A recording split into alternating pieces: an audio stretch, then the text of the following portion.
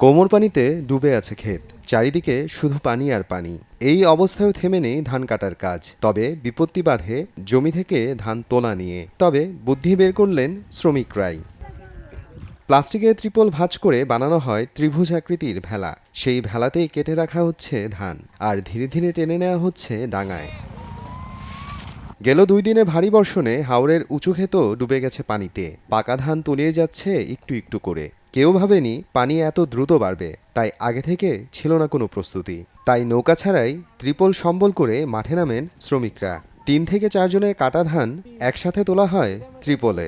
যতক্ষণ ভেসে থাকে ভেলা, ততক্ষণ কাটা হয় ধান। তারপর পানিতে ভাসিয়ে ধীরে ধীরে নিয়ে যাওয়া হয় ডাঙায়।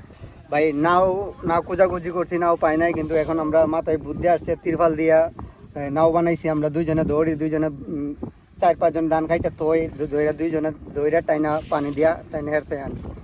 আর ওকে করছি তো বাঁচার লাগি, বাঁচতে চাইব গৃহস্থী ক্ষেত করিয়া বর্তমান যুগে কোনো আজ আমি ক্ষেত করি প্রায় 45 বছর আমি নিজে করি।